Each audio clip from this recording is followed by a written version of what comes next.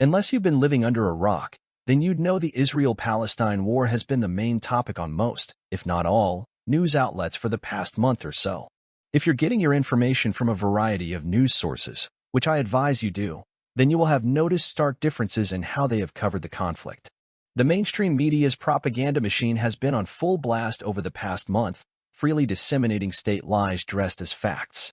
And even though these lies are exposed almost instantly on social media, they still continue disseminating more as if they know the exposure doesn't matter in the end because people are just looking for bias confirmation. They don't even need the majority of people to believe what they are being told is true. All they need is enough.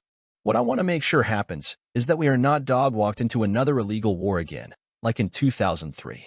All the signs that this is happening again are here, the lazy lies and the consistent messages throughout the media as if they're singing from the same hymn sheet. War is messy, and when trying to find the truth, sometimes it's the small details that reveal all. For example, before the Iraq invasion of 2003, there was significant public opposition in America and Europe against President George W. Bush's plans to invade. Now, some of you may have attributed this opposition to the typical lefty position against war in favor of peace and negotiations. But you're misremembering history if you truly believe this. The real reason people were opposed to the invasion of Iraq was because the evidence presented by Colin Powell, the then U.S. Secretary of State, was extremely flawed and was exposed as such at the time. Saddam Hussein couldn't possibly have been working with al-Qaeda as he was fervent in keeping the terrorist network out of his country. In addition to this, the International Atomic Energy Agency, IAEA, was regularly passing information to the UN Security Council that they had a high level of confidence that Iraq didn't have nuclear weapons. It was also exposed that part of the evidence presented by Colin Powell had been plagiarized from the dissertation of a PhD student. All these factors are the real reasons why the left opposed the 2003 invasion of Iraq. And history has proven they were right to do so, as it has with many other issues. In fact, despite all the evidence, some of which I've already mentioned, that hinted that the public were being lied to, it was the right and centrists who went all in for the tales the Bush administration were telling, canceling anyone who would speak out against the war. And it was because of their blind support for war that Bush and his fellow war hawks invaded Iraq, rendering the United Nations an impotent body from that point on, and giving us the world we have today. So, what kind of world do we have now? Well, one that is teetering on the brink of collapse with huge potential for superpowers to get into direct conflict with each other. In fact, the U.S. has predicted they will be at war with China within 5 years and seems to be preparing for this by their actions in the arming of Taiwan. How does the Israel-Palestine conflict relate to all this? Well, look at a map of the region and find the countries with regimes that the U.S. has toppled or tried to topple. Iraq, Libya, and Syria all were regional powers that without U.S. intervention most likely would have had the capacity to pose a significant threat to Israel right now. Today, there's only one major regional power left that Israel sees as a threat now. That country is Iran. Now let's dig a little deeper into the current conflict. Some of the events and actions that have happened relating to the October 7th attacks in Israel are quite perplexing.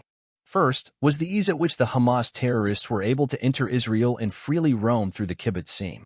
When you add to this the fact that Egypt warned Israel about something big being planned from Gaza, which has been confirmed by a senator from the U.S. Senate Intelligence Committee, and Israel, instead of increasing security at the border, decided to move troops away from Gaza to the West Bank to help their settlers in land theft, then things become even more strange.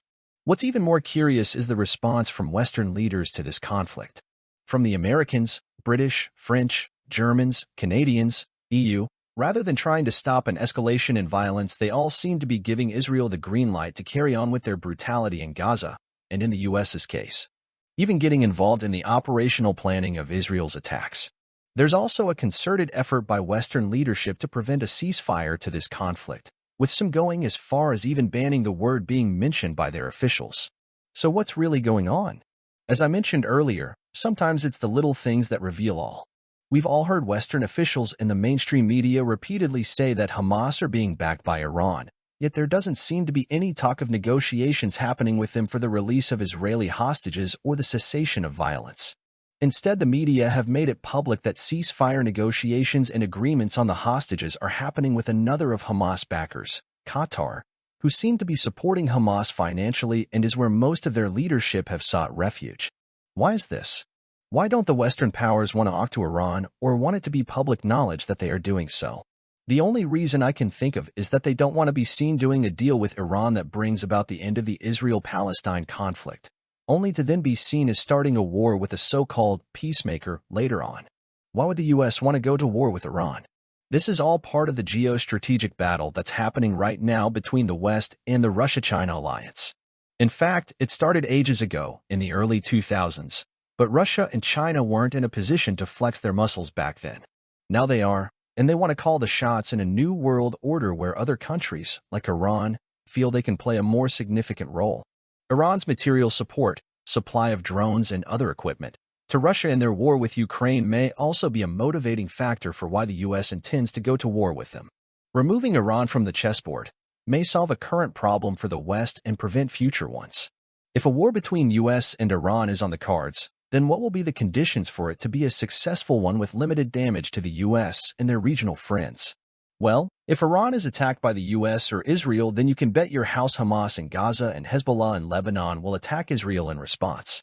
So what is happening right now in Gaza makes sense from a strategic point of view for a right-wing Israeli government. Israel is trying to decrease any threat Hamas can pose in the future. The brutality they're employing to achieve this may be to draw Hezbollah and Iran into a wider conflict. But if Iran and Hezbollah aren't drawn in, then at least one of the objectives is achieved, reducing the threat from Hamas.